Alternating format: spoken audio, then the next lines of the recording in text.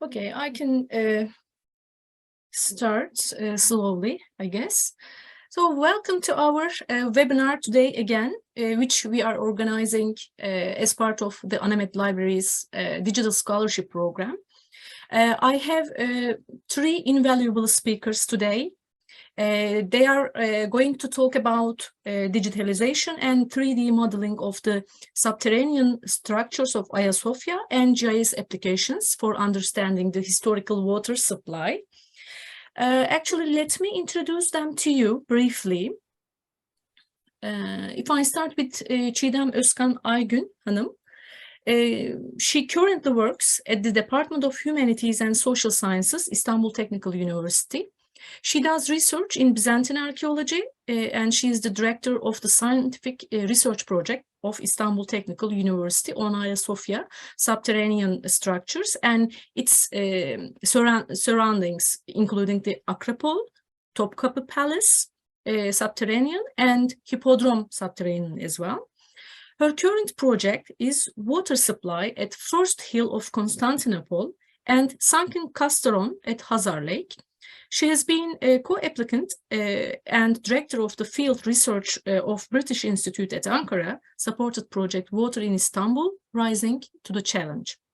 And she has been the director of Istanbul Technical University scientific research project about historical water supply of Topkapı Palace since 2021. And I'd like to say welcome to her again. And Ece Uysal Engüdar, Ece Hanım, welcome again. She is graduated from Mimar Sinan Fine Arts University, Department of Architecture in 2012. During her undergraduate education, she took part in restoration works and archaeological excavation of immovable cultural heritage in Istanbul, particularly the Hagia Sophia Museum. In 2012, she started her master's degree in architecture and restoration at Sapienza University of Rome. In 2016, she started Yıldız Technical University, Graduate School of Science and Engineering, Building Survey and Restoration PhD program. Her PhD dissertation titled The Historical Progress of the Kitchen Complex of Topkapı Palace, its conservation problems and suggested solutions for its restoration is still going on. Hande Hanım, welcome you and thank you very much for your attendance again. Hande Saraç Hanım is an urban planner who graduated from Istanbul Technical University, Department of City and Regional Planning in 2021. She is also continuing her undergraduate education in sociology at Istanbul University. During her university education, she became interested in such subjects such as art history, archaeology, mapping, and data digitization. As of June 2022, she has been working as a project assistant in Çiğdem Özkan Aygün's team in the Water in Istanbul project supported by British Institute at Ankara. She contributes to the research and digitization of the subterranean remains in and around Hagia Sophia. She also supports GIS application studies for the digitalization and visualization of data. Actually, without further ado, I'd like to give the word to Çiğdem Hanım first. You have the word, Çiğdem Hanım. Thanks a lot. Good evening to everyone online to listen to this talk, and special thanks to ANAMET for organizing this program and inviting us. By its definition, digital scholarship advances research by incorporating emerging digital tools and processes such as data visualization, GIS mapping, data mining, photo and video archiving. Today, we will present you two examples concerning those facilities of digital scholarship. Firstly, Ece will present some examples from our 3D modelings for subterranean structures of Hagia Sophia. which is a practice of data visualization. And then Hande will talk about our GIS applications for Water in Istanbul project. I want to talk about how my archaeological surveys, which have begun in 2005, evolved over the years into more comprehensive projects concerning the historical water supply of Istanbul, such as Water in Istanbul project funded by the British Academy and the British Institute at Ankara, with the partners from University of Edinburgh, Northumbria University, and Istanbul Technical University, for which I am the director of the fieldwork and co-investigator of this project. I want to give a brief information for the project and go back to the beginning of my surveys later. Water in Istanbul Rising to the Challenge is the title of a new 24-month project which brings archaeologists, historians, engineers, and urban scientists together to explore the historical water management infrastructure and evolution of water technology in the city of Istanbul through history. One of the outcomes of this research will be producing a hydraulic model that will help us to understand how the past system functioned and was managed. This in-depth research also hopes to bring a new perspective for the contemporary water-related challenges. The archaeological fieldwork geographically focuses on the first hill of the Byzantine city, where Ottoman imperial palace called Topkapı gets located over. This is the most challenging topographical area regarding the historical water distribution, which functioned according to the principle of gravity.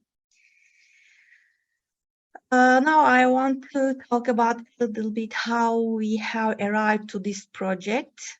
And I am giving a short and selected retrospective for key conferences and publications that made me arrive to that point. First of all, after my archaeological surveys in 2010, I have published new findings on Hagia Sophia, Subterranean, and its surroundings in Byzantinistica. And I have published many popular articles, either such as the one in National Geographic, this one, and lots of publications, of course, that can be found open access over internet. One of my contributions for EAA in 2014 about the subject, and this is really important for me. I was invited by Jim Crow to this symposium as key speaker, Byzantine Water and Engineering in Constantinople and Thessaloniki, New Results and Approaches. And I talked about where did the longest Roman water supply end, finds from beneath Hagia Sophia, the Hippodrome and Topkapı Palace. I have to also tell about where I took this longest Roman water supply term. It's coming from the works of our professor, Kazım Çeçen. I think everybody knows about him, so I will not talk longer, but he is the, of course, the beginning for all of us. And one conference again organized by Taç Vakfı. And this one was in 1st of June 2021 when we began to cooperate for Water in Istanbul project. This was the beginning of it. I gave a Zoom conference about subterranean Hagia Sophia, revealing the waters below the Hagia Sophia. This can be found in YouTube over the site of BIAA. And this is the first slide of it. And then we began for several workshops. This was our first workshop for water in Istanbul, rainwater harvesting workshop. I talked about water management in the history of Istanbul. And then water supply in Constantinople, Istanbul, from Roman to Ottoman times. This was on 4th of October 2021. And then I was invited to talk for another project by NIT, Cultural Heritage Technologies for Sustainable Cities project. And I gave a Zoom conference for them either. This is our second workshop, water storage and distribution around Topkapı, new archaeological findings. And lastly, with Anamet, I talked about Hagia Sophia, Topkapı, Hippodrome, yeraltı bulguları ve tarihi su sistemiyle ilişkisi. Again with Ece, we were together with Ece. Again, with a flashback to the beginning, I would like to make an introduction for my archaeological surveys, which has begun in 2005, as I said, concerning subterranean structures of Hagia Sophia, Topkapı Palace, and Hippodrome, which are actually the parts of the puzzle. This is all the area I am concerned. This area is the first hill and its slopes of the historical city, as we all know. I have to give a very brief and broad view about the historical water supply of Istanbul to put our works into context. The Roman Emperor Constantinus had founded a new imperial city at the site of Byzantium in the 4th century. He named this city Nea Roma, as he took Rome as a model to build it.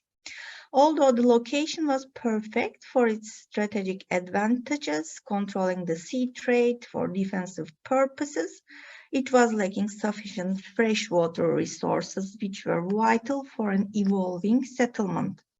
So they had to build probably the most complicated water supply system in the ancient world in order to support the expansion of the city. The water is carried from outside the city walls through channels, tunnels, and aqueduct bridges. The system relied on force of gravity. It becomes more complicated to understand the distribution in the city walls. To balance the water pressure according to the point of delivery to measure the amount of water to be distributed are the main problems. Reasonably, aqueduct channels would follow the contours of the ground. So this plan of the distribution path was produced for the famous monography by Professor Crow, Bardil, and Baylis in 2008. Here we see two different sources coming from different heights, Kırkçeşme and Valence line. Blue one is the high level one and yellow one is the low level distribution line. Of course, they have many arms and they have been developed in Ottoman era, but basically this is the path. Okay, so we can pass to this slide. Because the route of the path is still open to discussion. As I said, it was following the contours of the topography, but the archaeological surveys are not complete, so we cannot be sure. So Kate Ward suggests a new road for the lower source of water. Ward's suggestion overlaps with our archaeological findings about the water supply lines beneath Hagia Sophia, Hippodrome and Topkapı Palace area, as you can see here. This is the ending of the longest Roman water supply line. This is also the beginning of our collaboration with Professor Crow and its later evolution into our ongoing project Water in Istanbul. So the end of the line is proved with my findings, beginning from Hippodrome, following to Hagia Sophia and slopes of the Acropole area. I must say, to be able to find the archaeological evidences of the above-mentioned system is becoming more and more difficult beneath a continuously changing metropolis, especially because of the destructive building campaigns, as we all know. The remainings are perishing very fast. For that reason, another aim of us has been creating awareness and visibility about this less known and scarcely noticed part of the archaeological heritage. Besides the academic publications, we have published at magazines like National Geographic and others, as I told before, and shot documentary films for different channels like TRT, ISTV, Habitat TV, etc. They are on air since 2010. And the last documentary was Hagia Sophia, Révélation monumentale Saint-Sophie, has been shot by a French film company in previous September with my scientific advisorship actually, and included scenes and interviews about our surveys. I want to show a clip from this documentary.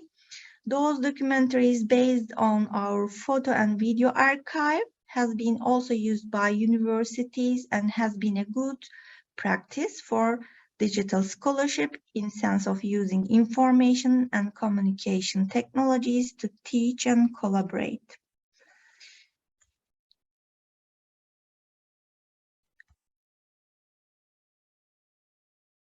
Okay, so this clip comes from Révélation monumentale, from the scenes that we have shot during the documentation of our survey. I want to give, I'm showing this because I want to give you a general understanding about our surveys, as we don't have actually enough time to see every slide. That's why I wanted to make a summary. As you can see from the scenes, the cavers, divers, and photographers also, they were the members of our team. And some of them were also professionals, mostly from disciplines of archaeology, architecture, and engineering. We have made a protocol with Anatolian Speleology Group, who were generally the graduates from Bosphorus University, from where I originally come from too. With the help of their technical skills, the researchers achieved to go by subterranean conduits, even only 40 centimeter high sometimes, and they have recorded the dimensions, the slope, and the construction material. All the while, trained photographers and cameramen have followed them and documented the research material. Some of the subterranean remnants of Hagia Sophia were intact structures, and some of them were partially surviving structures, but almost all of them were integrated into the water supply and drainage system of the Hagia Sophia at a certain point of their history. Conduits, wells, or cisterns, which were still full of water, are investigated through scuba techniques or hookah system, which permit to dive at narrow shots. Our findings have proved that there exists a web of subterranean supply line beneath Hagia Sophia. So we will show other scenes from those 3D reconstructions, but you have already seen a short part of it. Those scenes are from Topkapı Palace cisterns of Acropole.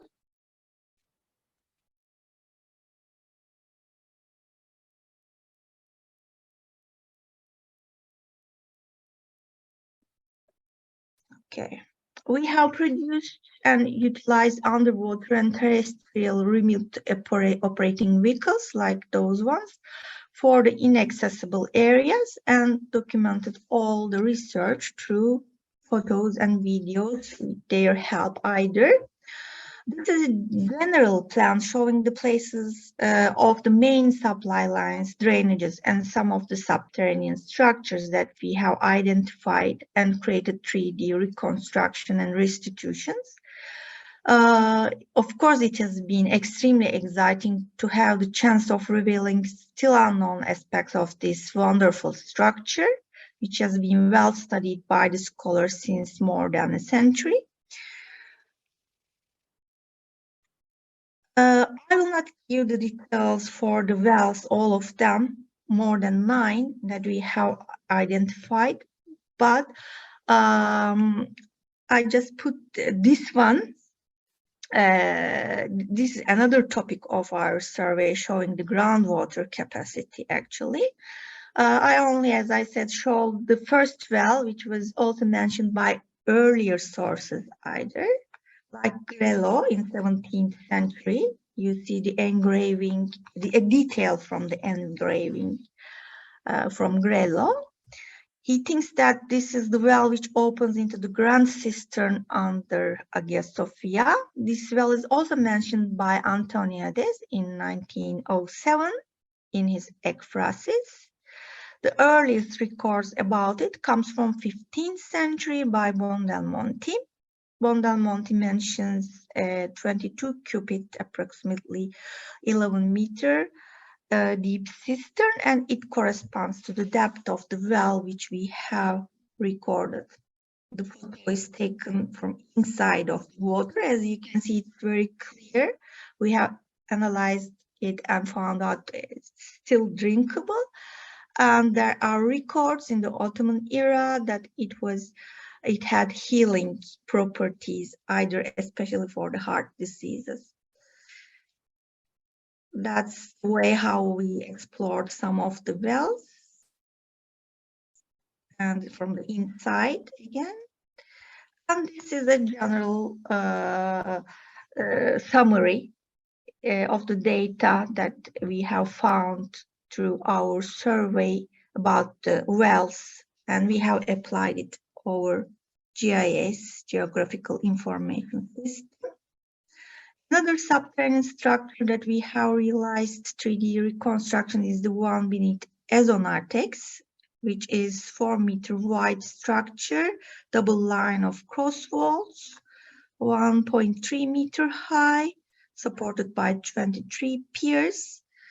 It has a length of 47.64 meter, which fits with the width of the atrium second Hagia Sophia. That means it is an earlier structure than the last one.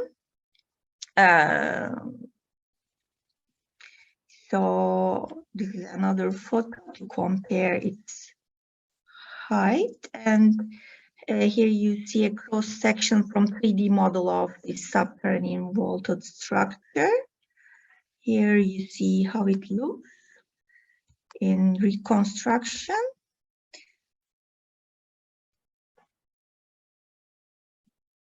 I'm not showing the video of it for not to lose time. And this is about main supply lines which are related with the line coming from the lower source that I showed before on the map. Of course, those are, I don't know if you see my cursor. Okay, so those are the ones that I'm talking. Of course, they are continuing, but they are crashed in the history. So we have drawn their actual situation, but you can imagine that they are continuing, of course. The length of the channels that we measured exceeded 1 kilometer actually. Sometimes they were in different layers. In this photo, you see the parallel galleries passing under the western courtyard. Those are the main ones. The others are generally the drainage channels. And of course, the type of the pipelines and their inner diameters, they are really very important information. For example, you see here terracotta pipeline from Byzantine era with an inner diameter of 22 centimeter and an iron pipe from late Ottoman era. So we can have different information. Taking measurements and documenting also the pipelines. L1, L2, again, it's parallel to the prior line that I showed you. Those carry the water from lower sources. And there are some galleries, also high galleries. This one is 1.7 meter, for example, and smaller ones, as you can see here. This is another subterranean structure, then the model of it.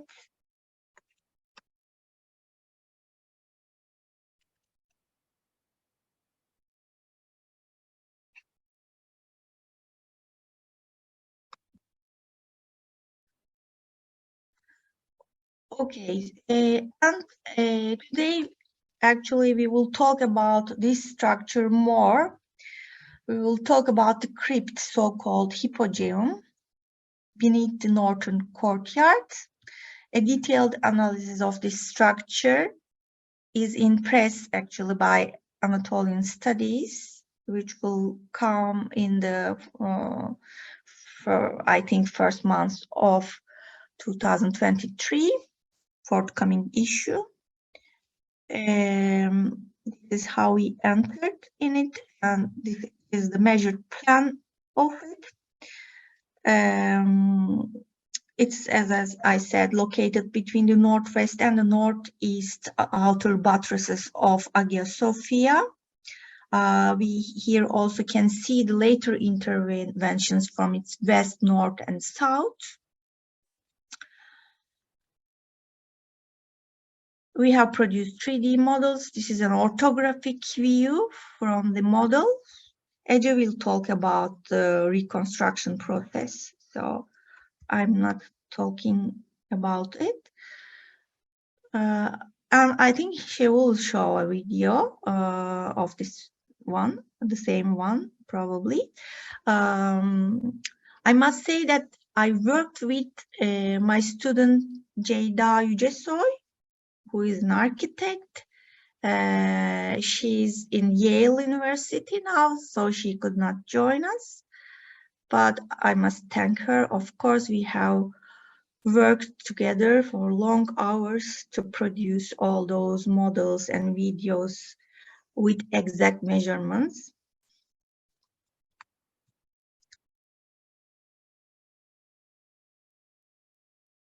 And this is a cross section, as you can see from the video. And the structure's second phase, this hippodrome or the crypt, was converted into a cistern. As I said, all of the structures, they are combined with the supply system. And 2 water conduits were added into its west and east. From the substructure, I want to make connection to the Topkapı Palace area, historical acropole. We must recall Socrates Scholasticus' statement that Hagia Sophia and Hagia Irene were enclosed by a single wall.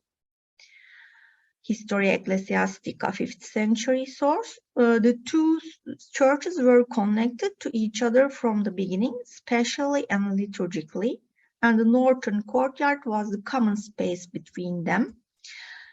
In order to understand the phases of the crypt, we need to go into the details of the archaeological background of the North Courtyard.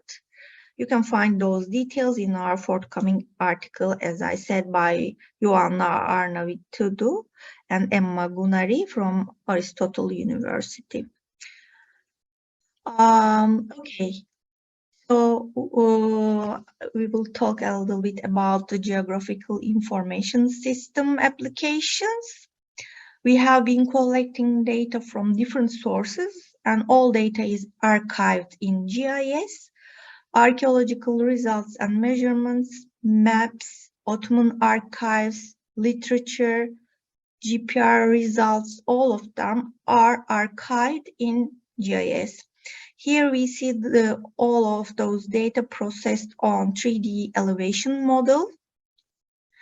We process all the information on GIS, as I said. This project includes determining the locations of the historical system, which provides water to the Topkapı Palace area with underground and above ground parts on coordinated maps, making hydraulical calculations, documenting its current status visually and processing it on GIS in digital environment with all the information.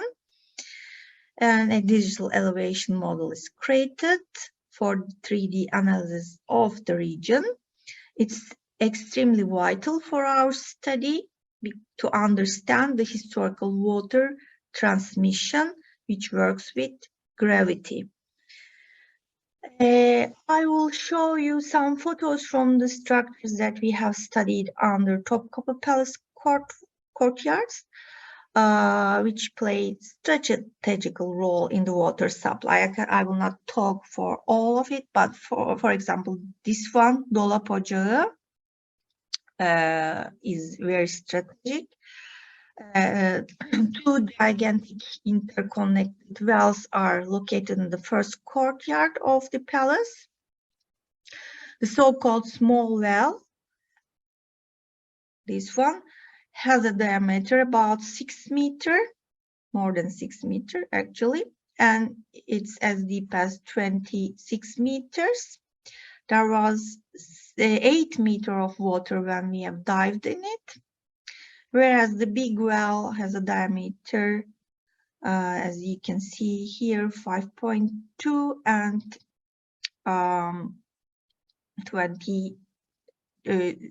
this one is 22 meters. The other is 26 of those wells. We have explored them through scuba diving. Their altitude is 47 meters above the sea level. One of our most important findings was to find the galleries that connect those two wells to each other, and also connect them to the supply line, main supply line, coming from 18 meters below the surface. This level corresponds with the Kırkçeşme Adrian supply line. Although their connection to the line is partially disrupted today, they continue to function as wells.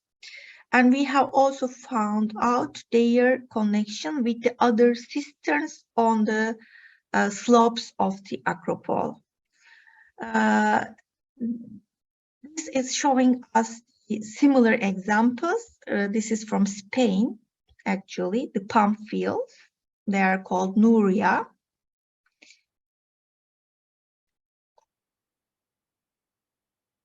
Architect Sinan, who restores those wells in 16th century, writes that it is given 347 liters of water per minute to those wells.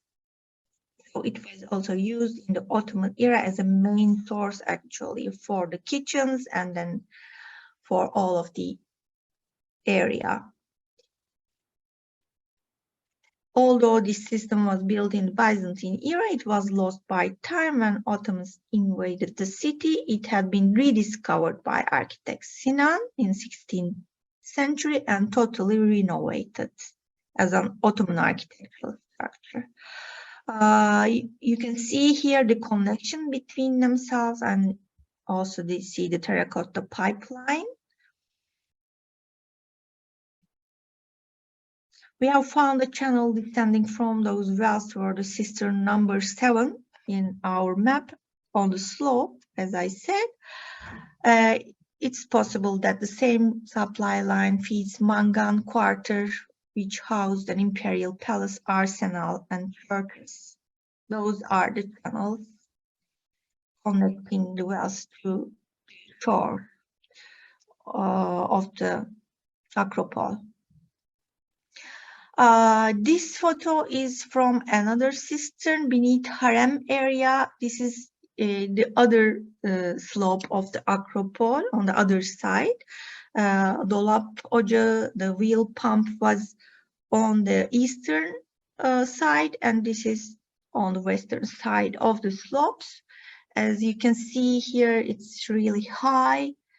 It's supporting the slopes. It's not only a cistern, but it supports the slopes of the Acropole to build other upper structures over it.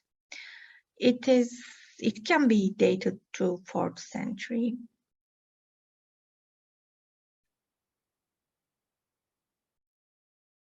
This is also from the same cistern, those photos.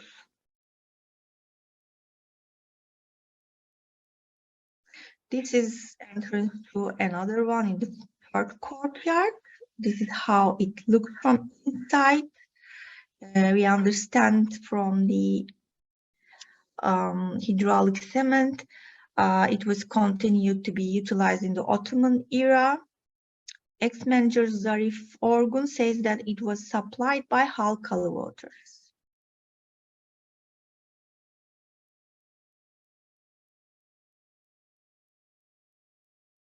You can see here our row, underwater row.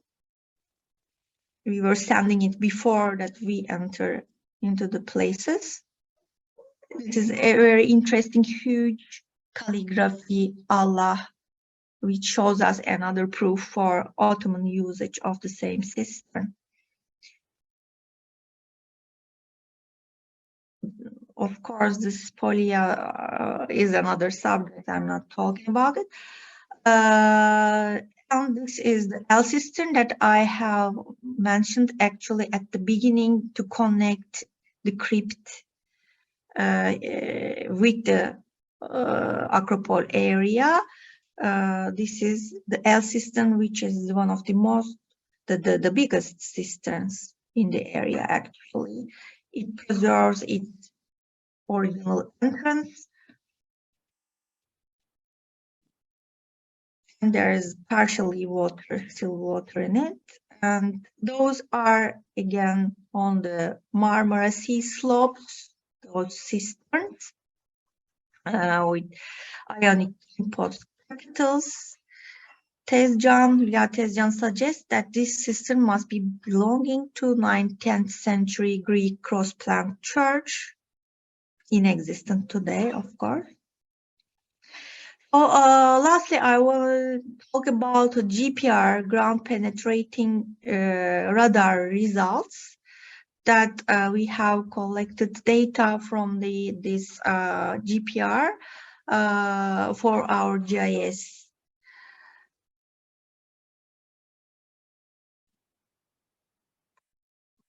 During the evaluation of the GPR results, it was possible to see the width and depth of the water channels. As a result, we have found 12 new galleries at that site, which are 1 to 2 meters wide and as high as 1 to 1.5 meters.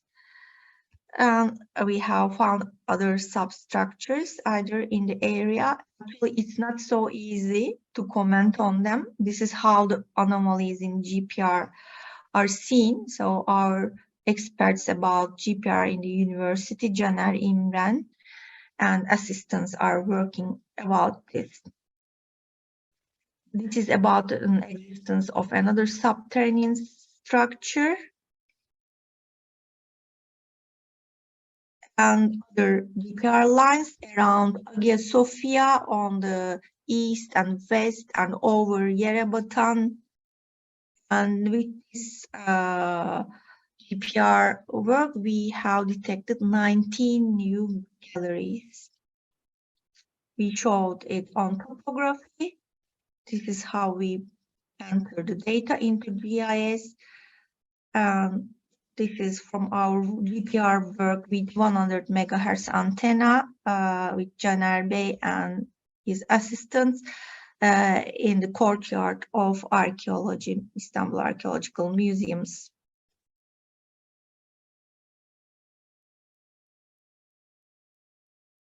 And that's how the galleries look like, the vaults look like.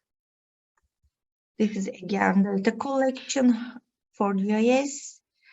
And I am finishing as always with many thanks to my team members, giving the work to my students. Okay, Ece, if you want to continue, I will be happy.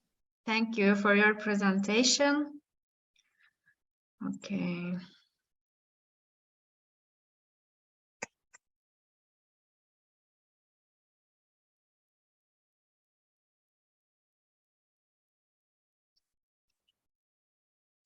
Could you see my screen now?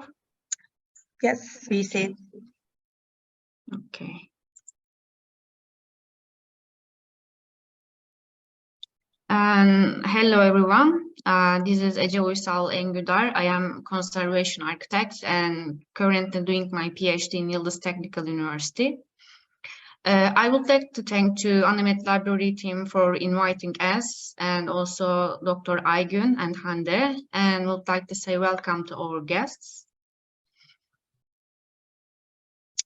Today, I would like to talk about utilization of the 3D modeling and measurement techniques for cultural heritage applications. Regarding this issue, I will explain the process of the 3D modeling of the crypt, so-called Hippodrome of Hagia Sophia, basing on the archaeological surveys of Çiğdem Özkan Aygün.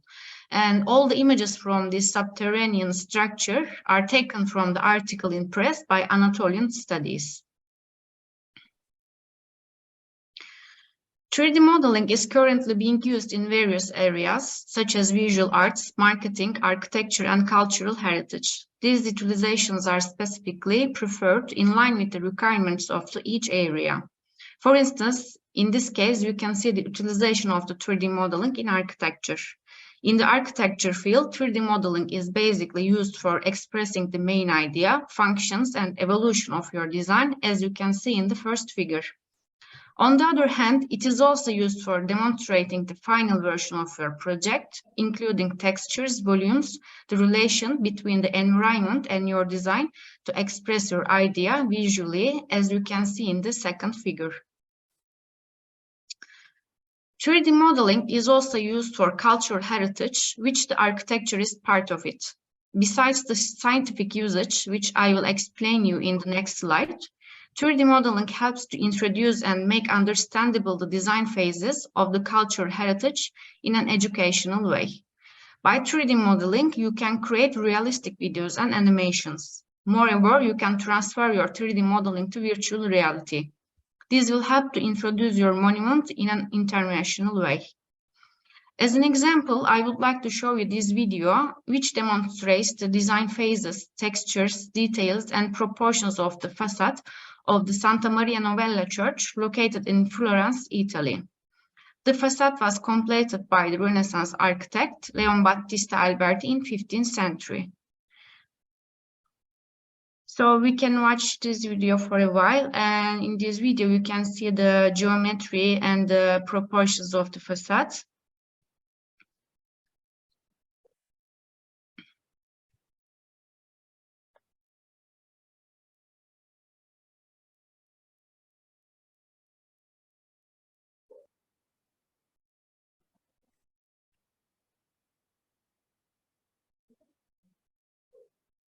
And the next phase is the materials and the textures.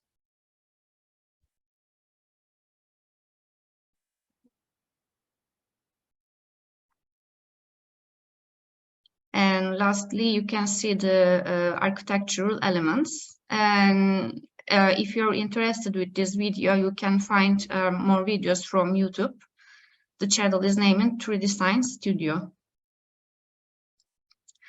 Next, the most common utilization of the 3D modeling in a cultural heritage is for collecting databases and analyzing. This cultural heritage may consist of a single monument or a large complex such as archaeological sites. Whatever the case is, you should consider the present conditions like the coordination, contour lines, land levels, accessibility, materials, construction practices, structural movement of your monument, and environmental factors like temperature, humidity, air pollution, and natural risks. All this data entered into the 3D model helps to create a large database and to easily monitor and intervene your area in a scientific way. This process is a teamwork, consists of experts such as archaeologists, art historians, architects, and civil engineers. So the question comes to the mind, what is the difference between the utilization of 3D modeling for architecture and cultural heritage?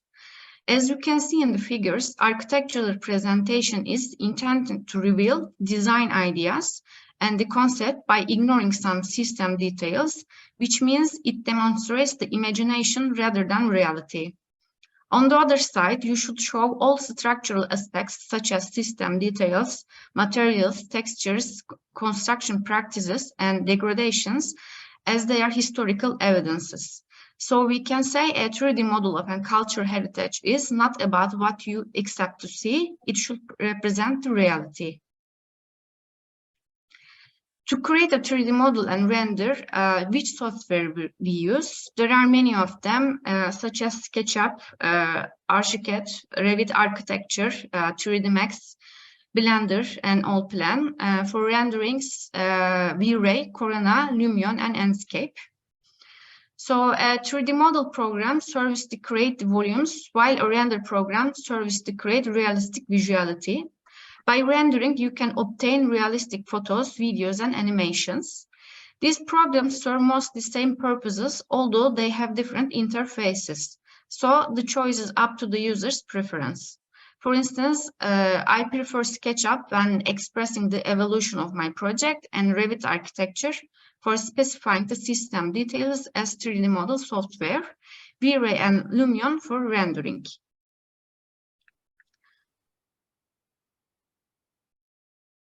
Of course, before creating a 3D model, you should work on the 2D drawing by measuring your study case. In this example, we see a plan of a historical mill located in Rome.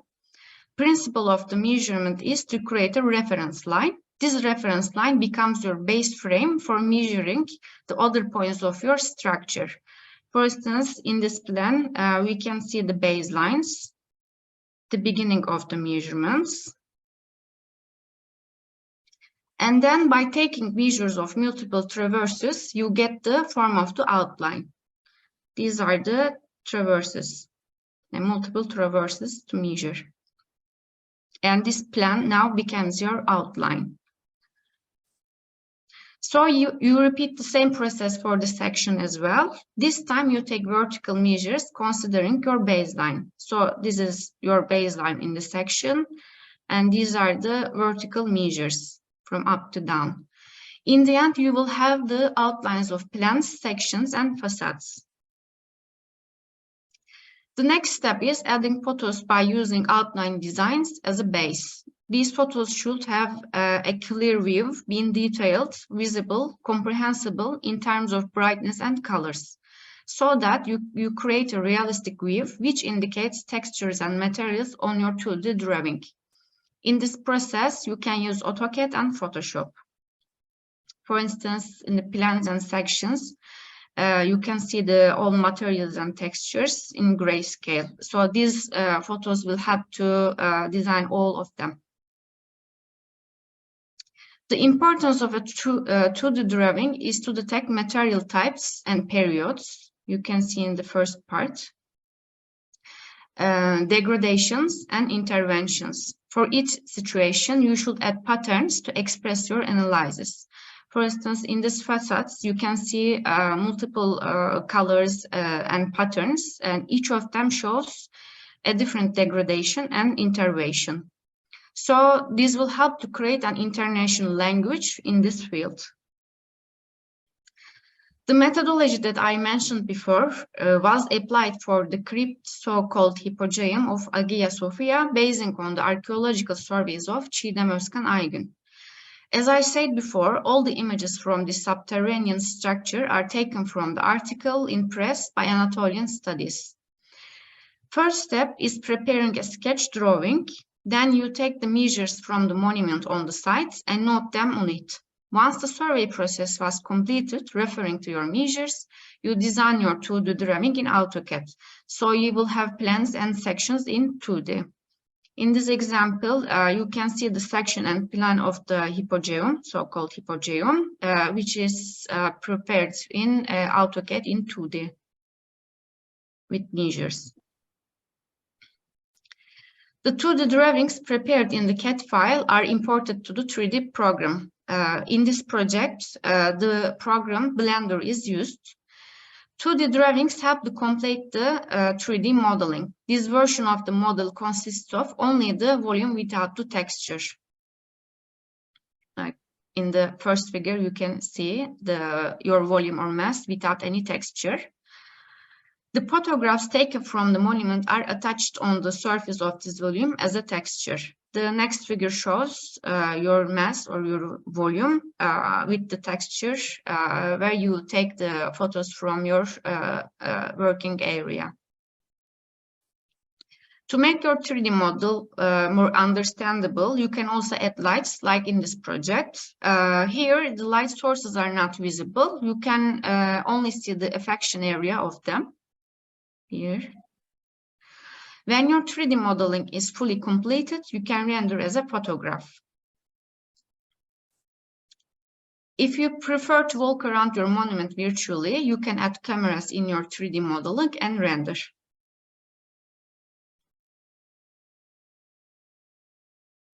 So this is the rendered video of so-called Hippodrome.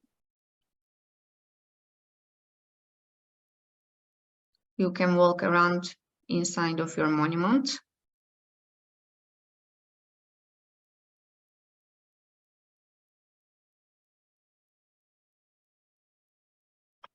Here you can see the shelves.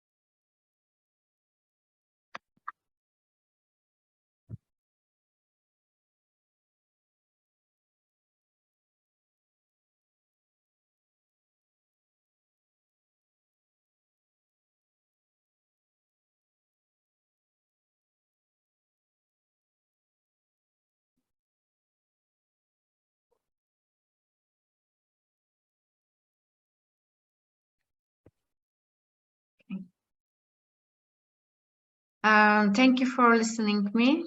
Now Hande will explain you the GIS applications. Thank you again.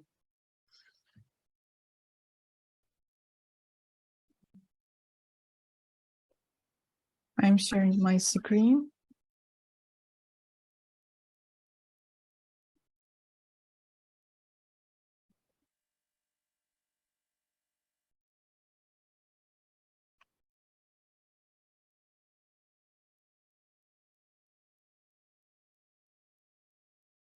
Okay, can you see my screen? Yes, we can see. Oh, thank You can make it full. Yeah, thank you. Thank you. Hi everyone, I am Hande Saraç, and I am an urban planner graduated from Istanbul Technical University. And I take part in team of the Dr. Çiğdem Özkan Aygün as a part of the Water in Istanbul project. And the ultimate aim of this project is to increase the understanding of how authorities have attempted to respond to the significant water management challenges facing Istanbul at the 2K period in the city lives. First period is the transition from the Byzantine to Ottoman rule, and second period of massive population explosion beginning the circa 1980s, and then use this new knowledge to inform discussion of the contemporary problems and the development of the future solution. If you want to get more information about our project, you can review it via this link. So today I would like to briefly talk about how we map and visualize historical water supply system with GIS applications. And in this project, GIS applications are being used, and all the data we will talk about has been processed into the GIS system by Stefano Bordonia. And today I will try to briefly explain what he done for the project. Well, if you don't know what GIS is, let me briefly explain what I'm talking about. GIS stands for Geographic Information System, and is a system used to describe and characterize the Earth and other geographies for the purpose of visualizing and analyzing spatially referenced information. And GIS comprises many functions, and these functions can be used in variety of application. Function of the GIS programs are data collection, storage management, integration, conservation, analyze, modeling, and display. By relating seemingly unrelated data, GIS can help better understand spatial patterns and relationships. So shortly, GIS can be a tool to help you think about any data spatially and solve your problem. And this program is actually a very useful application for people who need to work with geography and land, such as urban planner like me or engineers. So why do we use GIS? In understanding the historical water supply system in this part of the Istanbul, we have a lot of research information from many sources, and we create different layers by processing this data into GIS. We begin to understand this water supply system as the layers are processed. And at the end of the day, a comprehensive historical water supply network map emerged.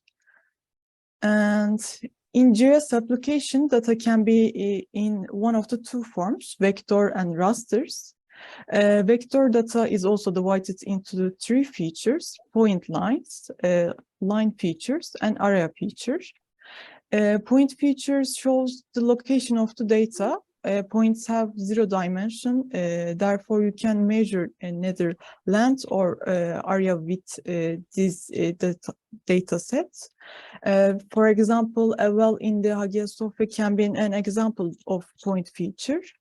And all of these points on the slide represent the water wells in Hagia Sophia.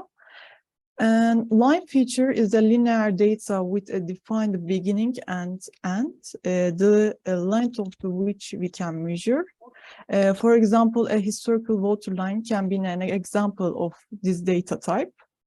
And finally, area feature is a data type of data that is represented by showing the filed actual dimension.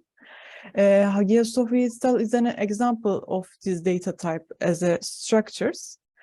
And these three types of data examples are the water structures found in the study of the Dr. Çiğdem Özkan Aygün, who has been conducting her research since 2005. We can provide mapping for this area by processing these finds into the GIS environment. Map layers are used in geographic information systems to coordinate geographic features. All of the vector features I just mentioned are processed as a layer. And in GIS, all layers come together to form our map. Layers can be diversified according to goals and objectives of the project. I will try to explain the layers we created in this project later. Finally, an important point that we need to know about the GIS is that the data is processed together with the geographical reference while being into the program. So anyone who wants to work in this field can easily open the data and carry out the studies. And we also plan to upload our data to the web-based GIS system for the open source utilization.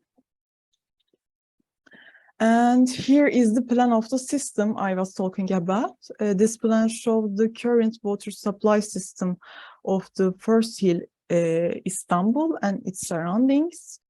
I know it seems quite confusing right now, but I will try to explain it to you step by step. And if you want to look especially at the project areas, it's look like in a general image. Let's examine step by step what they are and what function they serve. Before understanding the water system of the area, it will be important to understand its physical environment, because these features, especially elevation, give us the clues about where the water naturally comes from and where it will go. And this is the elevation analysis map produced in the GIS program. This analysis was created using contour line located at its intervals of the 5 meter in the field. And accordingly, Hagia Sophia and Topkapı Palace surroundings are the higher than the area. Now we understand the elevation, we can start mapping the other data. The gray lines on the map are the contour lines and show the elevation values at 5 meter intervals that I just mentioned. You can see two different water lines on the map. These are the historical water lines that Kazım Çeçen mentioned earlier. The water supply line entering the area from the low elevation is shown by red line, and the water line reaching the area from the high elevation is represented by orange line. Also, the lines you see in the blue added to our map are the drinking water line that are still in use today. Adding them to the map is important to see their relationship within the historical drinking water lines.